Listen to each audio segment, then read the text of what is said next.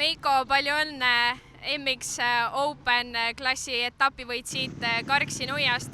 Ma pean kohe ära küsima, kuidas sa üldse päästsid selle stardi kukkuma? See nägi välja, nagu sa peaaegu hakkaks kukkuma. Räägi, kuidas see võimalik on, et sa jäid püsti seal stardis esimeses sõidus? Eks suure sikliga ikka karm, kõik hoiavad viimase piirini peal, et maha keegi ei anna. Ja siis oligi, Hardi sai natuke parema stardi, pani Kaarlil kinni ja siis me seal Kaarli ja Kepaga siis lenksud koos tulime. Keegi alla ei andnud ja lõpuks olime seal Kepaga kõrval raja peal.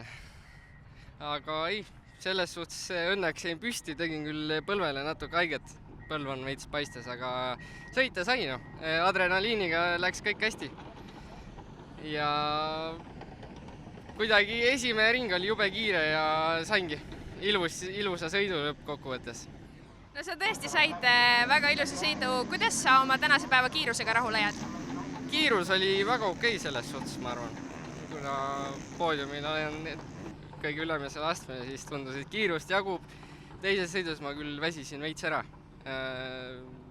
Palav ilm ja suure sikliga on ikka raske sõita veel, et tuleb trenni teha. Ma just tahtsin küsida, et kus sa Andero niimoodi siis teises sõidus mööda lasid? Ja, et ma vaatasin, Luspo on selja taga, et natuke võib tempot maha lasta. Et ma ise küll ei tahtnud, aga kahe ratta peal ilusti lõpuni tulla, siis ma pidin natuke maha laskma. Aga kas Andero palju survestas ka?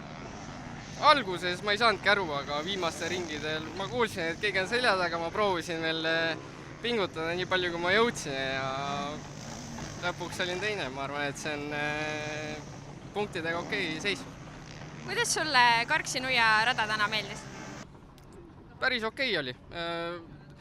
Kui ajasõitu läksi, siis ma arvasin, et see hakkab päris kõvasti tolmuma, aga nad panid siin vahepeal vett peale ja läks auku ja Karksi nagu Karksi ikka, ta on okei rada. Keda sa üldse võib-olla täna suurimaks konkurendiks pidasid? Kuna me oleme siin hooaja alguses Kepa on küll natuke kiirem olnud, tal on hea vastupidavus ja värki, et kiirus on meil suht sarnane. Ma arvan, et Kepa ja eelmine nädalavahetus Tann näitas, et ta on ka ikkagi saab kõigega hakkama. Et päris püssinurka pole visanud.